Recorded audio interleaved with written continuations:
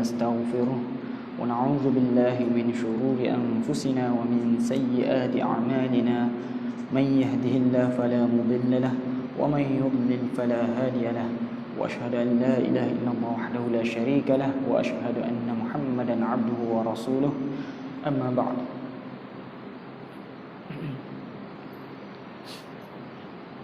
Sebelum ni kita baca berkenaan dengan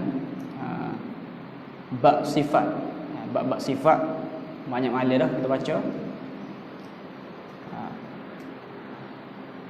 Ada buku ni cerita berkenaan dengan akidah salaf dalam bab ayat-ayat sifat. Dan kita tengok ada perbahasan yang berat jugalah. Panjang.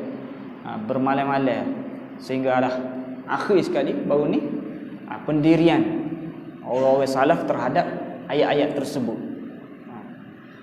Jadi hari ini kita masuk tajuk yang baru. Akidah orang-orang salaf juga. Tapi hak tidak berat seperti baru ni lah. Tidak berkait dengan baru ni ada percanggahan antara dua aliran. Ada salah, ada khalaf. Dan ada bab kalamullah juga. Antara akidah salah dan khalaf ahli sunnah wal jamaah dengan Mu'tazilah yang mengatakan Quran itu makhluk. Hari ini insya-Allah kita baca dua tajuk, iaitu al-ba'tsu ba'dal maut dengan asy-syafa'ah. Tajuk kebangkitan selepas pada mati dan juga tajuk syafaat.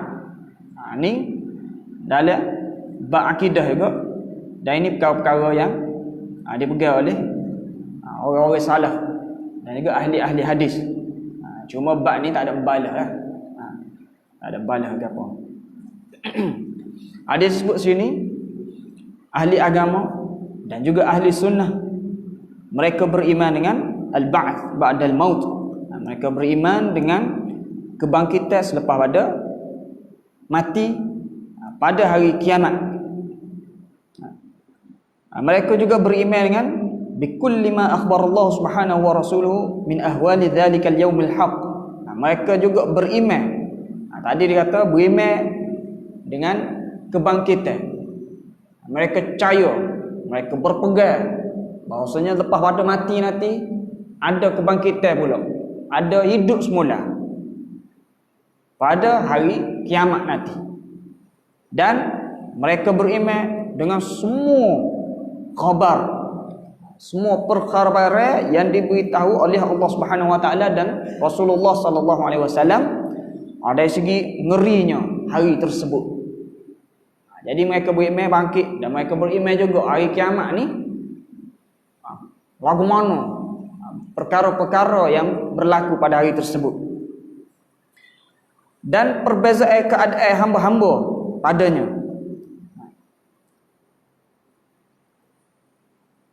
Pada hari tersebut, pada hari tersebut juga ada peristiwa akhdhul kutub bil aimani wasyama'il, peristiwa menerima kitab amalan, kitab catatan, sama ada dengan tangan kanan atau kiri.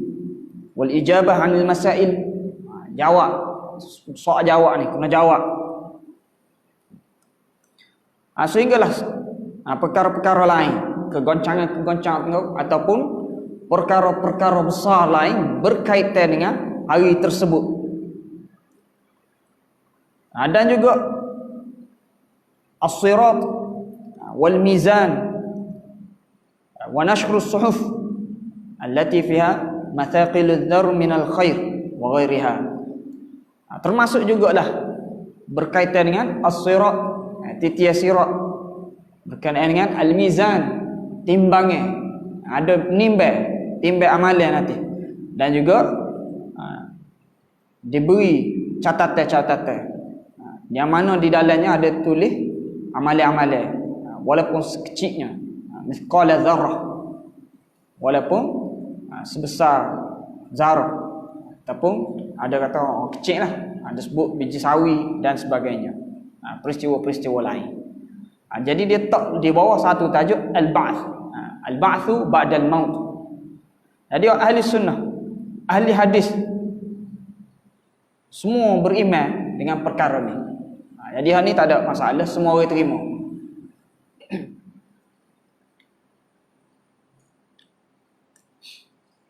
Itu yang ditulis oleh penulis kitab.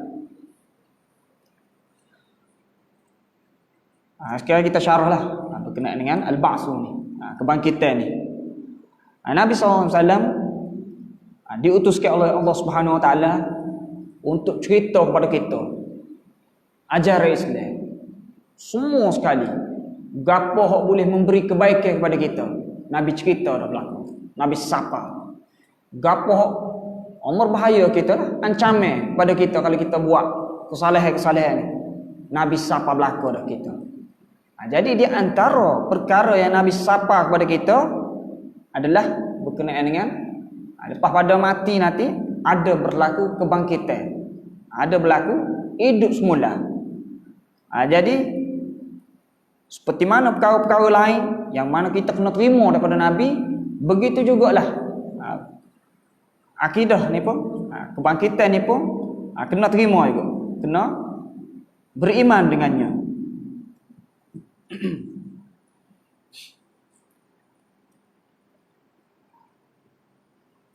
Dan boleh dikatakan, boleh dianggap antara pokok akidah lah. Perkara besar dalam bidang akidah, dalam agama Islamnya, kita akan hidup semula lepas ni. Sebelum kita masuk berkenaan dengan perbahasan al-ba'su ni, kita sebut sedikit sebanyak. Kita boleh kata sejarah lah ataupun pandangan umat manusia terhadap kebangkitan ni. Kebangkitan ni perkara yang hak, pasti betul mari daripada Allah Ta'ala. Dan bukan baru ada, bukan Nabi Muhammad je mari raya, ada memang daripada dulu lagi. Jadi tidak pelik lah kalau kita tengok sejarah-sejarah, catatan-catatan lama, ada sebut belakang perkara-perkara ni.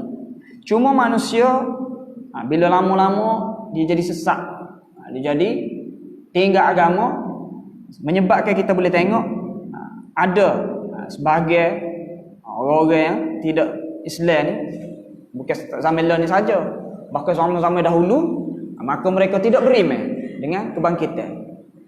Contoh dekat dengan zaman kita kan, zaman Nabi SAW sendiri, kita baca dalam sirah sebelum ni. Sirah ni golongan mustahzi'in, dia mengejek, menyindir Nabi, antara dia sebut bab ni lah. Dia kata kita ni akan hancur, tak ada apa-apa, lepas pada kita mati kita akan hancur, gitu je. Tak ada dah kebangkitan, tak ada kiamat, tak ada apa-apa. Sehingga diturunkan ayat berkenaan dengan bab ni. Maksudnya orang musyrikin ada di kalangan mereka tidak terima hidup semula lepas mati. Hak dia percaya, hak dia fahamnya, lepas pada mati tak ada apa, mati saja. Sebahagian lagi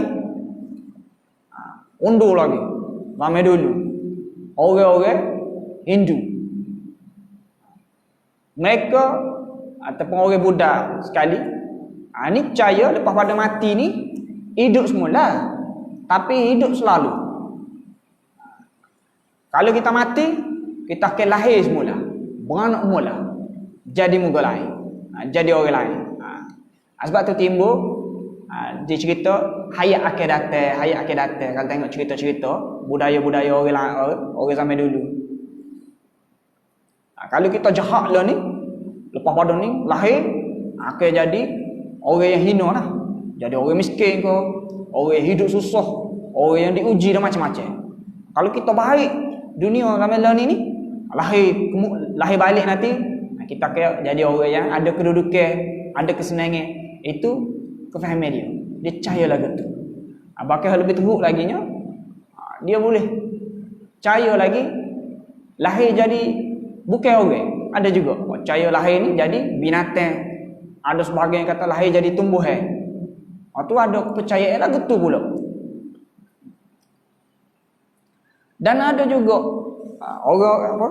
masyarakat yang sesat, tidak beriman, tetapi masih ada saki baki kebenaran lekat lagi dengan dalam kalangan dia tu. Contohnya orang-orang Mesir purba zaman dulu. Orang Mesir ni seperti mana kita tahu, mereka ada macam-macam tuhan dia. Tuhan yang paling besar sekali kan, Tuhan matahari. Amon-Ra, Tuhan matahari, dan macam-macam Tuhan lagi. Mesir ni lebih kurang macam Hindu juga. Habis benda dia semua. Mesir ni binatang dia semua. Pokok tumbuh-tumbuhan pun dia semua. Benda-benda alam ni lah. Matahari, bulan, sungai, pun dia semua juga. Itu Mesir. Hindu pun lagu tu lah, kita tengok macam-macam benda. Habis binatang jadi Tuhan dia berlaku. Tapi orang Mesir, mereka pelik sikit pada tamadun-tamadun lainnya. Mereka percaya hidup lepas mati. Lepas pada mati, hidup semula. Sebab itulah dia mumiakan mayat dia. Dia awet mayat tu. Dia balut dengan balut tu lah, jadi mumia tu. Dan mereka tanam sekali dengan harta. Cek Firaun tu kan, buh dalam piramid tu. Dalam piramid, selain daripada mayat dia tu, mumia dia tu, ada harta macam-macam lah kelengkapan. Moga lepas hidup ni nak guna kelengkapan ni. Ada kursi, katil, kakak, harta, duit ada belakang. Itu dikatakanlah sebagai pengkaji berpendapat ini adalah saki baki tinggalan daripada dakwah Islam. Sebab memang Islam gini ajaran dia, lepas pada mati ni ada kebangkitan, ada hidup semula, akan dihisab dan sebagainya. Walaupun dia dah jadi sesuatu lagi, sembuh habis benda-benda lain, menyekutukan Allah Ta'ala, tapi ada lagi tinggal sikit-sikit sebanyak. Jadi dalam Islam ni al-ba'su ni, seperti mana disebut oleh Syekh Muhammad bin Shalih Al-Utsaimin, dia kata iaitu dihidupkan hidup semula orang-orang yang telah mati pada waktu ditiup, kita sini panggil sangkakala. Tiupan yang kedua, tiupan yang pertama habis musnah, mati belakang. Kemudian ditiup kali kedua, bangun belakang, hidup semula orang yang telah mati sejak dulu lagi. Hidup semula akhirat lah, pada kiamat tu. Maka manusia akan menghadap Allah Ta'ala, akan dihisab. Itu masuk al-ba'ts.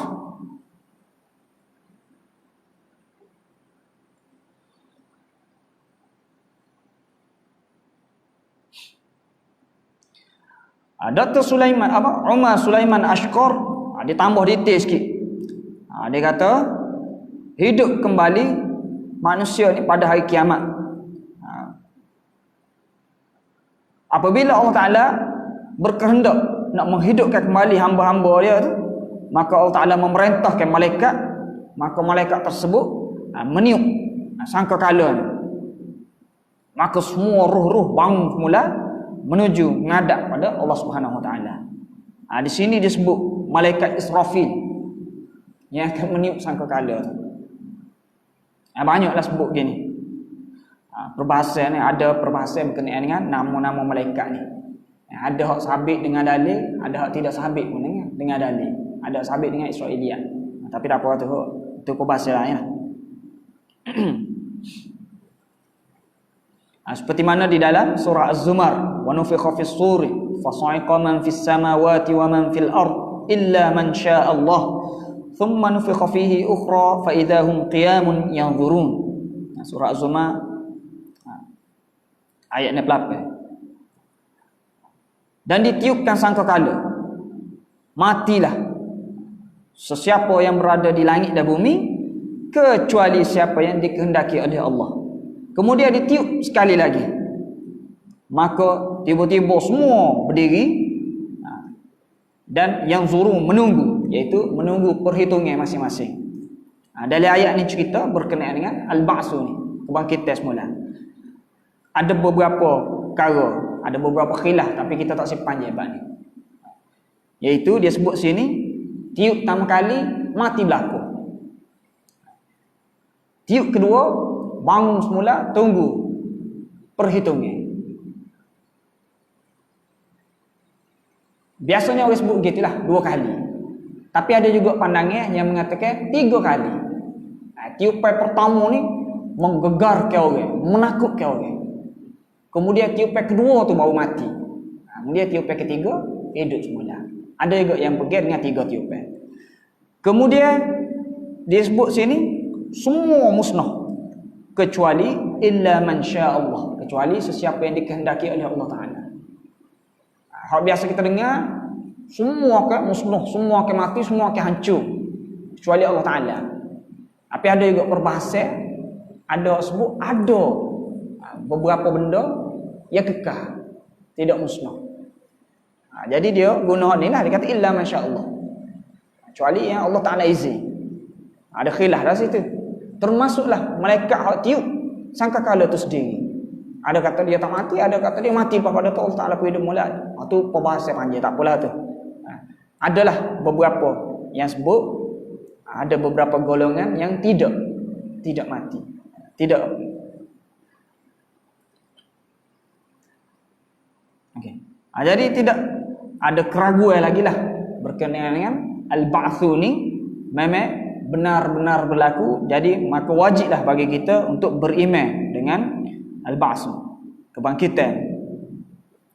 Banyak sebenarnya, teramat banyak ayat-ayat yang menceritakan berkenaan dengan al-ba'tsu. Kita akan baca dalil-dalil yang menunjukkan benar hujah terhadap al-ba'tsu, kebangkitan. Pertama sekali, dalil-dalil yang menunjukkan penciptaan manusia. Pertama Allah Ta'ala guna dalil gitu. Manusia ni asal tak ada, Allah Ta'ala cipta. Tak apa masalah kalau Allah Ta'ala boleh cipta daripada tak ada jadi ada, setakat nak buat semula aja. Kalau kita pun gitulah, nak rekod sesuatu daripada tak ada pada ada susah. Bila kita buat dah, kita nak ulang je, nak buat semula benda kita telah buat tersebut, maka dia akan jadi lebih mudah. Itu antara dalil yang Allah Ta'ala guna. Manusia daripada tak ada aku boleh buat, tak apa masalahnya. Dan selepas ada tu nak buat pula, nak hidupkan kembali. Daripada kosong kita boleh buat. Jadi pertama sekali dalil-dalil yang berupa proses penciptaan manusia. Di dalam surah Yasin tu, awalam yaral insan anna khalaqnahu min nutfatin fa idza huwa khasimun mubin wa daraba lana mathalan wa nasiya khalqah qala man yuhyil 'idhama wa hiya ramim qul yuhyiha alladhi ansha'aha awwala marrah wa huwa bikulli khalqin 'azim. Ayat Allah tu, qul yuhyiha alladhi ansha'aha awwala marrah. Sebelum tu qala man yuhyil 'idham. Siapa yang boleh menghidupkan balik tulang belulang hancur dah ni, mati ni kan, hancur dah, daging tak ada, tulang pun hancur. Siapa boleh menghidupkan? Kul, katakanlah wahai Muhammad, yuhyiha alladhi ansha'a awwala marrah, akan menghidupkannya yang menciptanya buat pertama kali dulu. Kok boleh mencipta dia pertama kali dulu? Allah Ta'ala cipta, Allah Ta'ala lah yang akan menghidupkan kembalinya. Dan Allah Ta'ala ni maha mengetahui dengan segala makhluknya. Ya, Syekh Muhammad Ibn Saleh Al-Utsaimin kata, tak ada orang pun mengingkari bahawasanya manusia ni dibuat daripada tak ada. Semua orang kata gitu. Manusia ni asal tak ada, kemudian Allah Ta'ala cipta. Semua orang kata gitu. Maka Allah yang telah mencipta dan mewujudkan manusia tu buat pertama kali, lebih-lebih lagi lah dia berkuasa untuk buat balik. Kalau daripada kosong dia boleh buat, maka tak ada masalah untuk dia buat balik benda yang telah dia buat sebelum ni. Itu yang pertama. Yang kedua, dalil berupa penciptaan langit dan bumi. Allah Ta'ala cipta langit dan bumi ni penciptaan yang lebih besar daripada manusia. Manusia ni kecil lah. Langit bumi lebih besar, alam semesta Allah Ta'ala boleh buat. Jadi kalau alam semesta pun Allah Ta'ala boleh cipta, apa sangatlah nak buat hidup semula manusia. Di dalam surah Al-Ahqaf ayat 33, Allah Ta'ala berfirman, awalam yarau anna Allah alladhi khalaqas samawati wal arda walam ya'ya bi khalqihinna biqadirin ala an yuhyiyal mauta bala innahu ala kulli syai'in qadir. Mereka tidak tengok kah Allah Ta'ala hak mencipta langit dan bumi, dan dia tidak rasa susah pun, tak ada kesukaran pun Allah Ta'ala nak cipta langit dan bumi ni. Adakah mereka tidak memerhatikan Allah Ta'ala cipta langit bumi, tak ada kesusahan?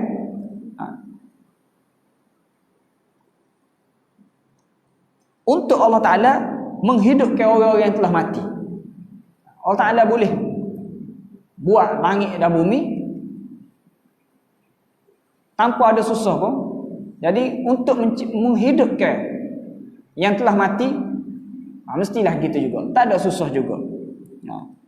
Bala, bahkan bolehlah ayatnya, bahkan boleh gitu. Sungguhnya Allah Ta'ala ala kulli syai'in qadir, boleh buat belaka, maha berkuasa. Yang ketiga, dalil berkenaan dengan hidupnya tumbuh-tumbuhan selepas pada turun hujan. Asalnya tak hidup ke tanah tu, tapi lepas pada hujan boleh tumbuh-tumbuhan.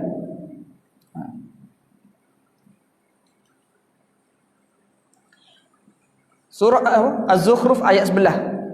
Walladzi nazzala minas samaa'i maa'an biqadarin fa ansharna bihi baldatan maita kadzalika tukhrajun.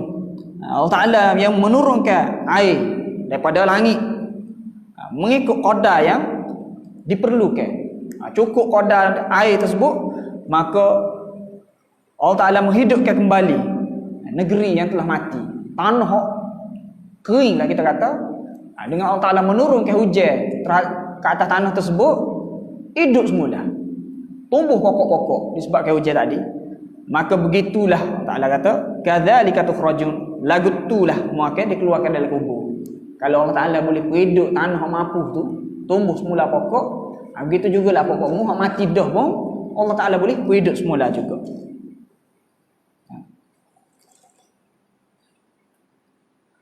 Kemudian dalil dari segi hikmah. Bapa nak hidup semula ni? Sebab hikmah. Ada hikmahnya. Surah Al-Mu'minun ayat 115. Afahasibtum annama khalaqnakum abatha wa annakum ilaina la turja'un. Adakah kamu menyangka, dia ingat Allah Ta'ala cipta kamu saja-saja, buat saja patut tinggal gitu ya? Dan adakah kamu menyangka bahawasanya kamu ni tidak akan dikembalikan kepada Allah Ta'ala, tidak akan jumpa Allah Ta'ala semula? Kamu ingat lagu tu kah? Di dalam ayat ni menunjukkan ada tujuan kebangkitan ni, bukan saja-saja, ada tujuannya. Ada banyak lagi ayat-ayat lain yang kita akan sebut tujuan dia tu. Ayat lain dalam surah Taha contohnya, ayat 15. Innas sa'ata atiyatun akadu ukhfiha litujza kullu nafsin bima tas'a. Hari kiamat tu akan mari. Dirahsiakan waktu kiamat tu supaya dibalah. Setiap-tiap orang tu akan dibalah di atas apa usaha dia, gapo kerja buat dia akan dibalah. Itu hikmah dia lah.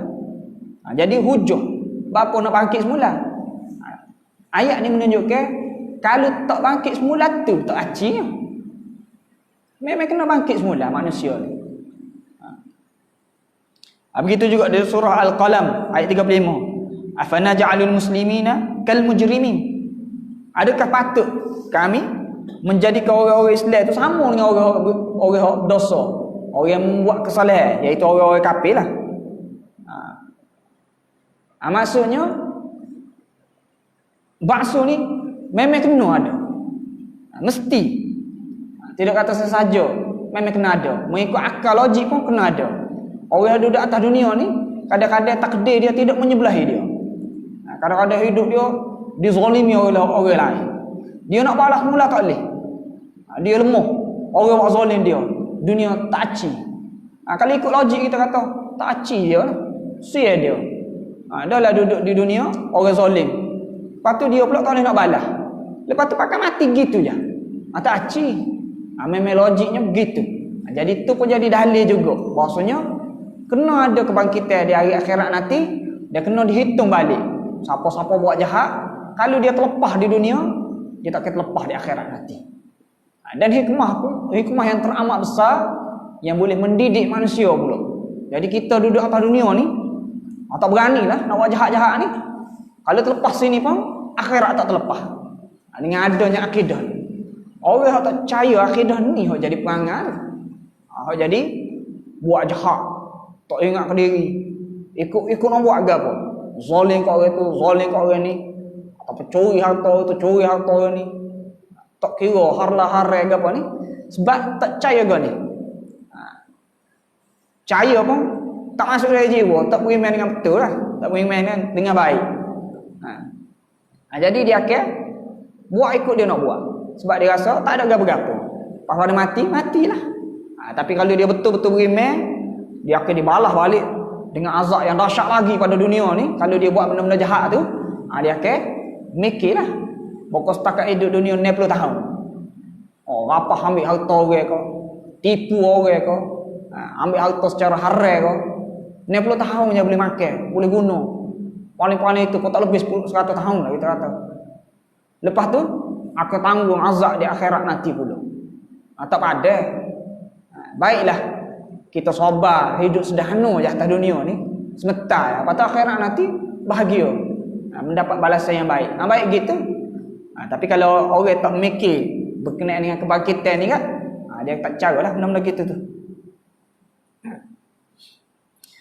Begitu juga di dalam ayat Al-Quran ada dalil-dalil yang berbentuk para nabi dulu. Ada ayat-ayat yang menyebutkan tentang akidah Allah, pegangnya orang-orang zaman dahulu, ahli kitab dahulu. Ada dah benda-benda begini. Contohnya surah Al-A'la sendiri. Bal tu'thiruna al-hayata ad-dunya wal akhiratu khairum wa abqa. Mereka orang-orang kafir tu pilih dunia. Sedangkan akhirat lebih baik. Ini ditujukan kepada ahli kitab. Ayatnya mereka tahu akhirat ni, kebangkitan ni. Tapi dia pilih kesenangan dunia. Sedangkan dunia tu sementara ya. Dunia ni sikit sangat ya. Nikmat dunia setara mana je. Tu pun tak puas. Ada duit setara mana pun rasa tak cukup juga. Ada duit banyak pun tak tenang juga. Nikmat setakat tu je. Tapi mereka tetap memilih dunia tu. Sedangkan akhirat lebih baik. Akhiratlah lebih, kita kata selamanya, kekal abadi, dan lebih nikmatnya lebih besar lagi. Itu menunjukkan ahli-ahli kitab mula tahu ada berkaitan dengan kebangkitan. Kemudian di dalam Quran juga ada sebut berkenaan beberapa peristiwa berlaku dah sebelum berlaku kebangkitan di akhirat nanti. Ada dah beberapa kali berlaku peristiwa kebangkitan hidup semula dunia ni lagi. Ada banyak peristiwa. Antaranya yang pertama dalam surah Baqarah sendiri sebut cerita berkenaan dengan Nabi Ibrahim menghidupkan balik. Allah Ta'ala menghidupkan balik burung yang telah mati. Bila Ibrahim tanya, wahai ya Allah, tunjuk aku lagu mana mampu hidup semula hak mati dah. Allah Ta'ala tanya, mu tak beriman, tak yakin sungguh kau? Dia kata tak, yakin, cuma nak kemah lagi lah, nak lebih mantap lagi, dia kata. Jadi dalam ayat tersebut Allah Ta'ala suruh bunuh burung, cicak, letak atas bukit tu, penjuru lain-lain. Kemudian panggil tu, mari gitu je. Ayatnya hidup gitu je. Ini telah berlaku, disebut di dalam Al-Quran. Peristiwa yang berlaku terhadap Nabi Ibrahim. Kemudian zaman Nabi Musa sendiri ada juga berlaku dalam surah Al-Baqarah juga ayat 55, cerita berkenaan dengan orang-orang umat Musa lah. Mereka kata, wahai Musa, kami tak akan beriman sebelum kami boleh tengok Tuhan. Ana tengok Tuhan dulu. Tak tengok Tuhan tak beriman. Tak nampak. Benda tak nampak ni tak wujud. Mereka disambar peti. Selepas itu kami bangkitkan kembali mereka. Supaya kamu bersyukur. Pernah berlaku juga. Bangkit dah. Begitu juga berlaku dalam surah Baqarah juga ayat 72, peristiwa Bani Israel ada orang mati. Atau orang duk khilaf siapa bunuh dia. Jadi Allah Taala suruh sembelih lembu.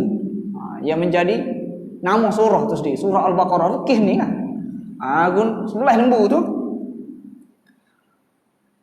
Katok mayat tu dengan sembelihan tersebut hidup semula mayat tu.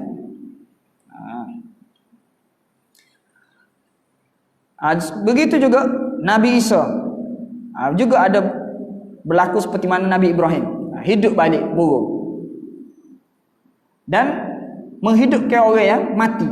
Nabi Isa ni dia boleh perhidup orang yang sakit, boleh siar orang sakit dan juga boleh perhidup orang mati. Jadi berlaku dah situ.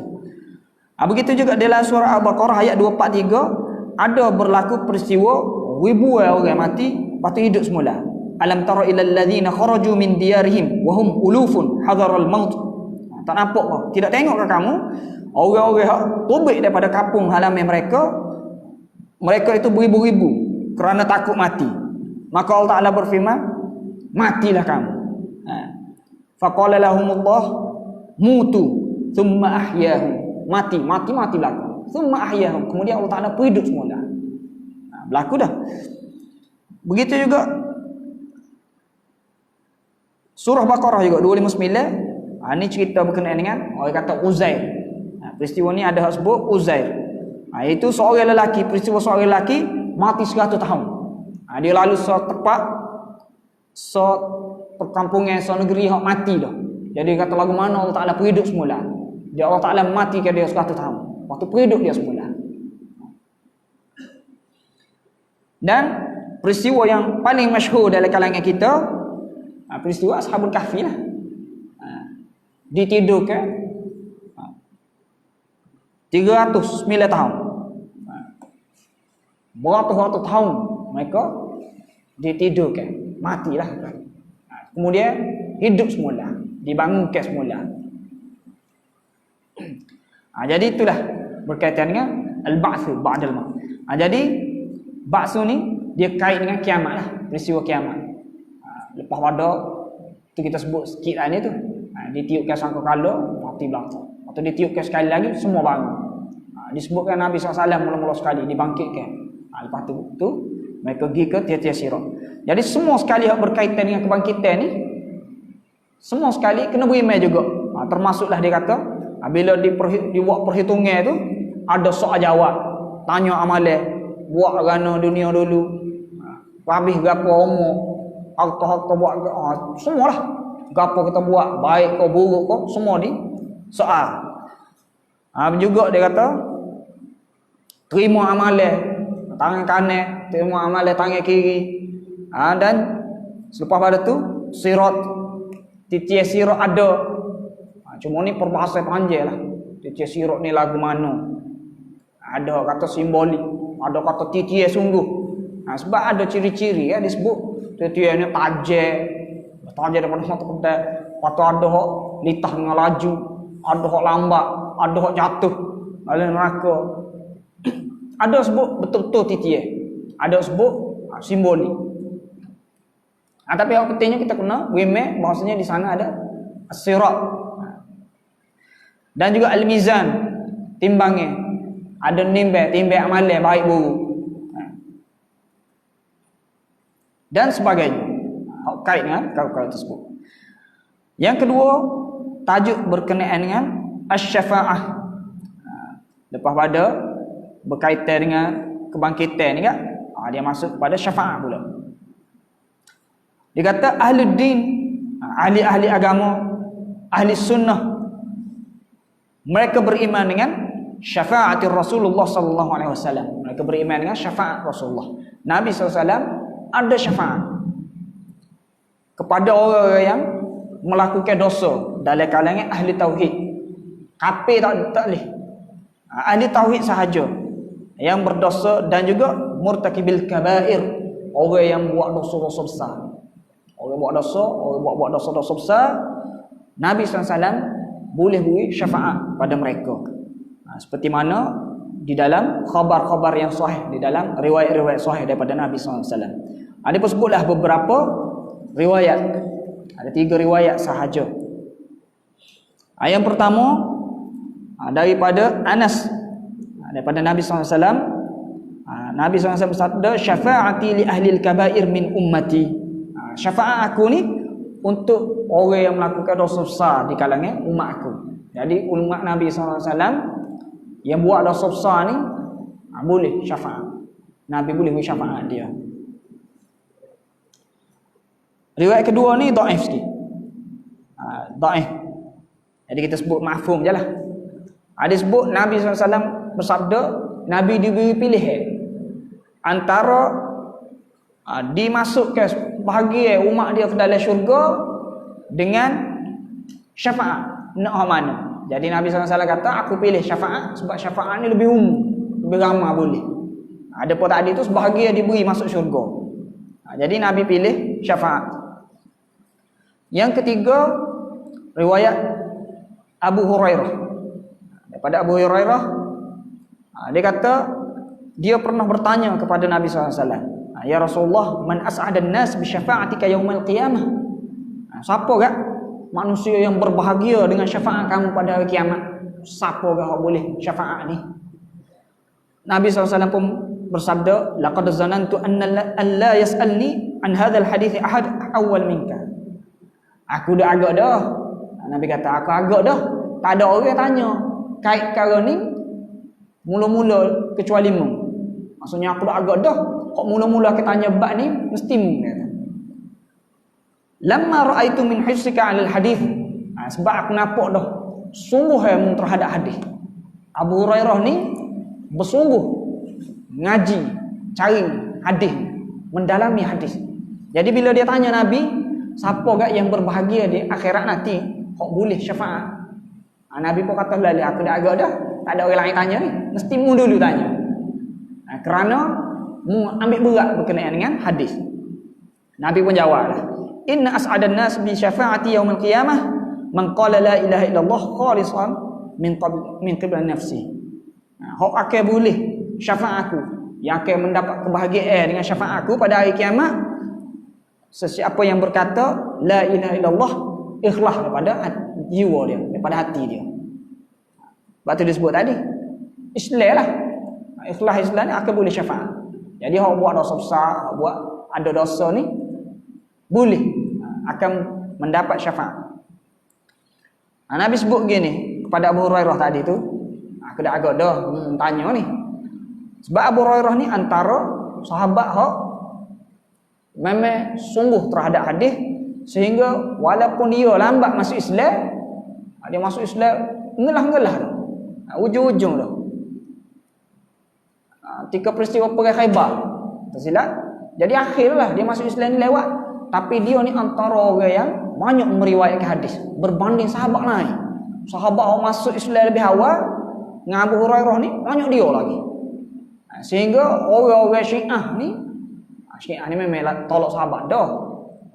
Kecuali beberapa sahabat yang bagi dia beriman. Orang itu murtad belaka dia. Dan ada sahabat-sahabat yang penting ni, macam Abu Hurairah ni, memang mereka fitnah macam-macam. Antara mereka fitnah ni, Abu Hurairah ni reko hadis. Pasal banyak doa. Dia masuk Islam lewat. Tiba-tiba banyak dia hadis pada orang lain.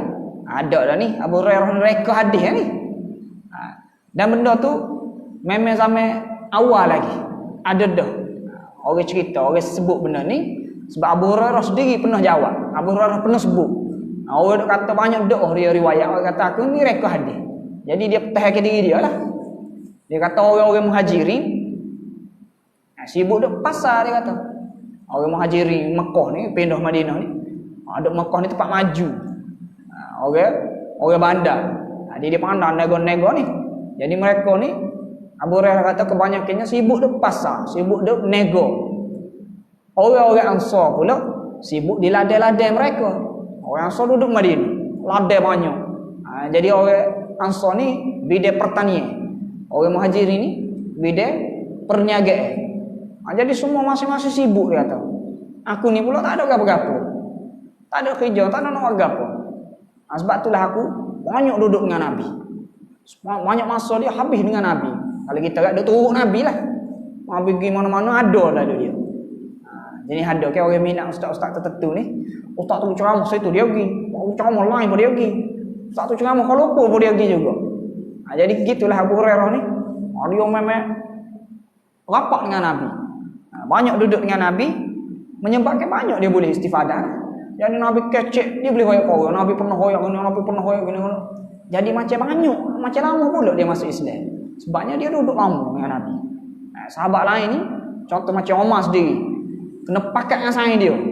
Sebab kerja kan. Hari ni aku kerja, mungkin dengar Nabi kecek gapo ini. Pas royak kat aku. Esok, mu kerja pula, aku pergi dengar. Nanti aku royak kamu. Gili, ada juga gili gitu. Abu Hurairah ni, dia ahli sufah dia panggil. Orang-orang kok susah lah nama Nabi ni. Dia ada sudut di masjid Nabi ni untuk orang-orang susah. Orang tak ada rumah, tak ada kerja, dia duduk situ pokok dia. Dia antara golongan tersebut. Sebab itulah Nabi kata dia ni sungguh dengan hadis, tak pelik lah kalau mu tanya dulu benda ni. Orang lain tak tanya lagi, mu tanya dah. Jadi itulah beberapa riwayat yang menunjukkan adanya syafaat. Jadi kena beriman Nabi SAW boleh beri syafaat. Cuma ada beberapa perkara kita kena faham dalam bab syafaat ni. Pertama sekali, apa nama syafaat ni?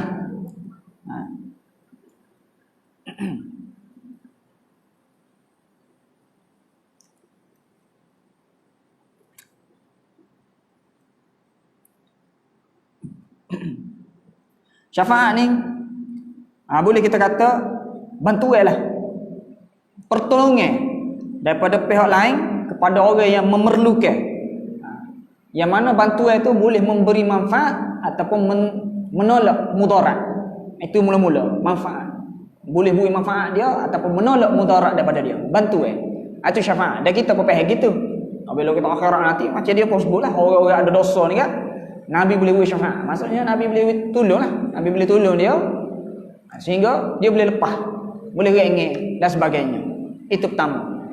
Sebab itulah orang-orang kita pun kadang-kadang guna perkataan itu untuk benda-benda lain. Kita tolong orang ya, ejak syafaat sikit. Tak ada syafaat-syafaat tu. Guna juga istilah tu untuk benda luar, bukan syafaat hak berakidah ni lah. Bantuan.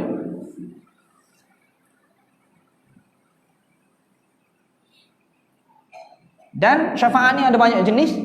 Selain daripada kita nak ayat konsep dia ni. Sebelum tu kita sebut,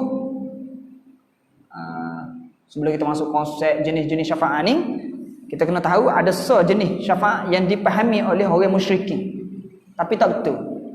Mereka menganggap berhala-berhala mereka sembah tu memberi syafaat kepada mereka. Apa? Dia bukan sembah, kita sebut dah sebelum ni. Dia bukan sembah berhala tu sebab dia kata tu Tuhan. Tu hak duk buat langit, duk buat bumi dah. Tapi dia anggap berhala tu boleh tolong dia. Tu. Dengan menyembah berhala tu mudah makbul, mudah diperkenalkan gapo dia ni. Dia tetap percaya Allah Taala juga. Allah Taala hak ni. Cuma bila minta tolong, dia tak minta tolong direct dengan Allah Taala, dia pergi minta dengan berhala tu sebab mereka menganggap ni lah. Sebelum ni kita ayat mereka menganggap berhala tu lebih boleh membantu dia, lebih makbul kita kata. Kalau doa sendiri kepada Allah Taala tak berapa makbul. Kalau doa ke berhala tu makbul. Dia faham gitu. Maksudnya walaupun dia tak mengaku pun kita tahu dah dia menganggap berhala batu tu ada kelebihan yang boleh membantu dia, yang boleh memberi syafaat kepada dia walaupun dia tak mengaku. Ada ayat Quran sendiri pun sebut mereka tak mengaku. Mereka kata mereka hanya menjadikan benda tu perantara saja. Kita tak sembah berhala tu, dia kata. Kita menjadikan berhala tu perantara saja. Tapi hakikatnya mereka percaya berhala tu boleh mempengaruhi keputusan Allah Taala. Dia percaya gitu. Seolah-olahnya doa sendiri tak makbul. Doa kau berhala makbul. Allah Taala akan makbul dengan sebab berhala tu. Itu tak betul. Pegangan mereka tu tak betul. Dah tu kita tak kena syarah dah lah. Ma'ruf dah. Tak betul ke apa mereka buat tu. Dia ada benda-benda ni hanya khusus kepada Allah Ta'ala. Tak boleh buat kepada benda lain. berdoa, sujud, menyeru, minta tolong. Semua tu hanya kepada Allah Ta'ala. Tak boleh kepada benda lain. Tak boleh walaupun perantaraan. Bukan tolong biasa ni lah. Maksudnya minta benda. Jadi sepatut minta kepada Allah Ta'ala. Dia pegang. Kalau minta dengan, kalau orang Islam ni kan, sebahagian negeri ni, minta dengan kubur.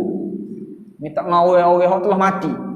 Dia rasa kalau minta dengan menggunakan perantaraan mereka tu lebih makbul berbanding minta sendiri. Itu jadi pertikaian tu. Jadi panah jadi balah panjang tu. Okey. Hakikatnya, kita baru masuk konsep. Lagu mana konsep syafaat ni? Syafaat ni sebenarnya hanya milik Allah Subhanahu Wa Taala. Kalau kita nak kecek secara mudah-mudah kan, Nabi SAW sendiri tak boleh beri syafaat. Tapi dengan kau kerak-kerak ni gege. Enggak kita ada saat ni Nabi boleh beri syafaat. Jadi kalau kita kata Nabi SAW tak boleh beri syafaat, tu bertentangan dengan akidah ahli sunnah dah lah.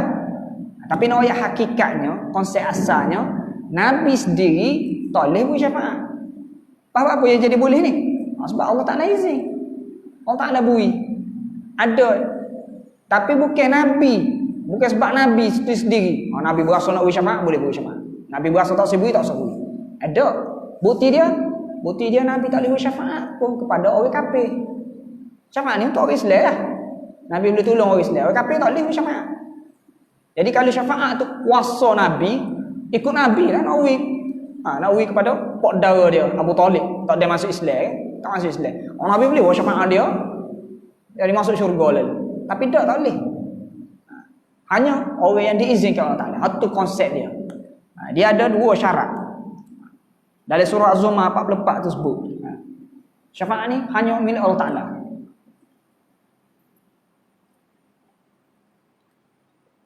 Syarat yang pertama, diizinkan oleh Allah Ta'ala. Kena Allah Ta'ala izin. Yang kedua, mana dah?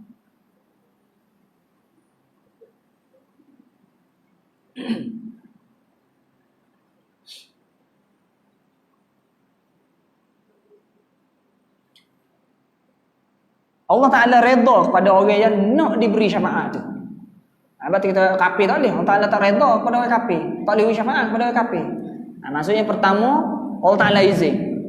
Bila Allah Ta'ala izin Nabi beri syafaat, maka Nabi SAW boleh memberi syafaat.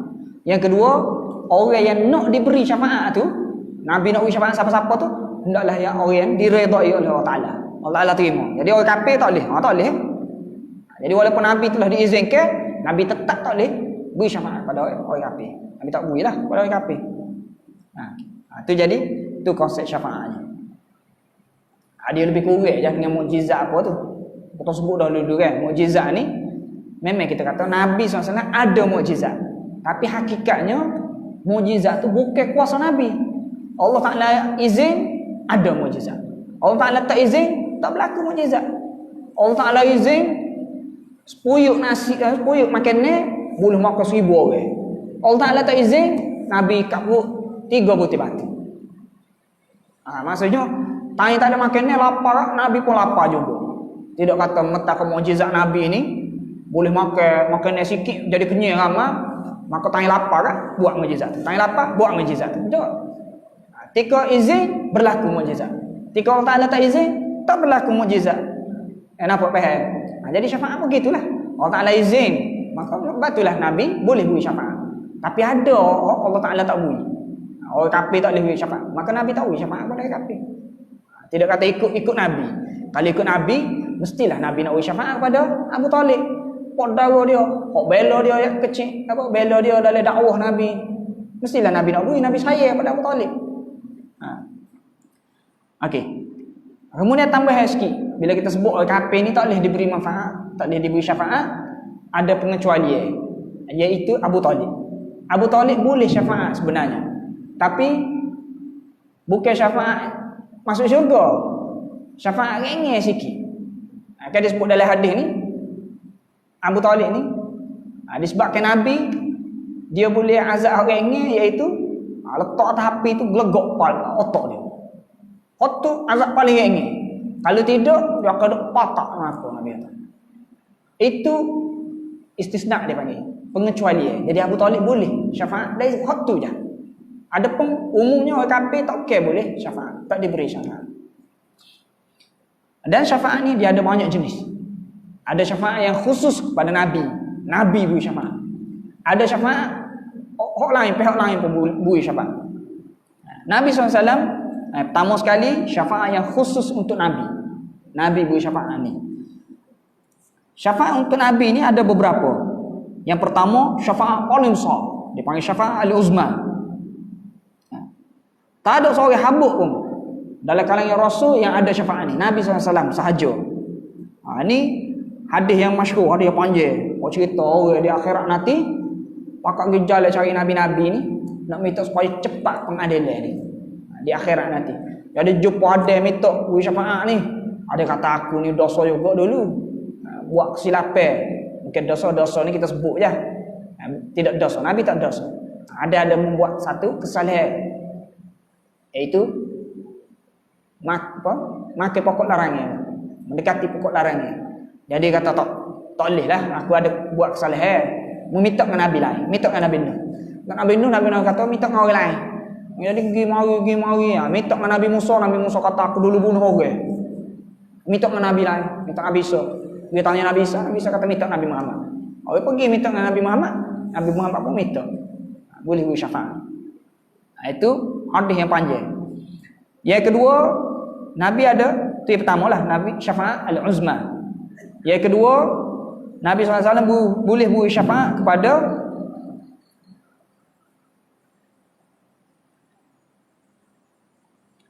orang yang memang masuk syurga dah dia kaya. Syafaatnya boleh segera masuk. Nabi buka pintu. Nabi ada syafaat membuka pintu syurga. Yang ketiga, syafaat pada pak saudara Nabi tadi, Abu Talib. Boleh pengecualian. Itu beberapa syafaat lah. Kemudian selain daripada Nabi, ada juga hamba-hamba Allah Ta'ala yang beriman, dia boleh beri syafaat juga. Ada syafaat-syafaat hamba Allah Ta'ala yang beriman menyebabkan orang sepatut masuk neraka tak jadi masuk neraka. Seperti mana dalam hadis disebut, ma min rajulin muslimin yamutu fayaqumu ala janazatihi 40 rajulan la yusyrikuna billahi syai'an illa syafa'ahumullah fihi. Tak adalah seorang muslim wafat lalu 40 orang yang tidak menyekutukan Allah, mayat jenazah dia akan boleh syafaat terhadap dia. Yang kedua, syafaat hamba-hamba Allah Ta'ala kepada para penghuni neraka, boleh tubik daripada neraka.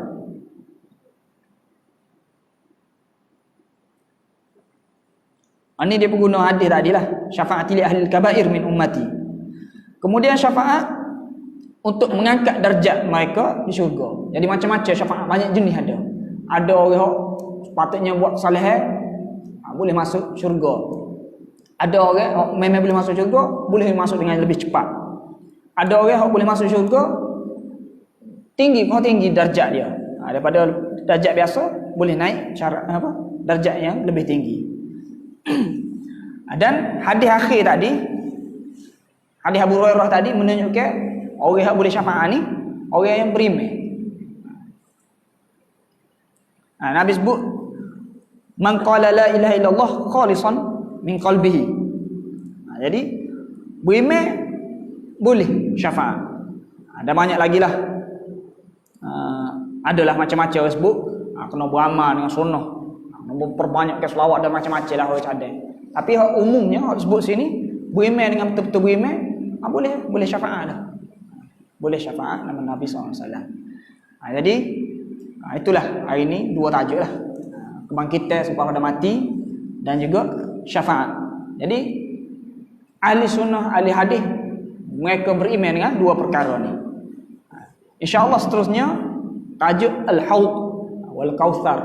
Betul ni, Telaga Kautsar pula. Ini bab akhirat belakang ni, kiamat. Telaga Kautsar dan juga ru'yah mukminin bi rabbihim fil akhirah. Orang yang beriman boleh melihat Allah Taala di akhirat nanti. Ini termasuk akidah ahli hadis juga. Jadi cukup setakat itu dulu. Aku qali hadza astaghfirullahalazim wa lakum. Assalamualaikum warahmatullahi wabarakatuh. Wallahu a'lam.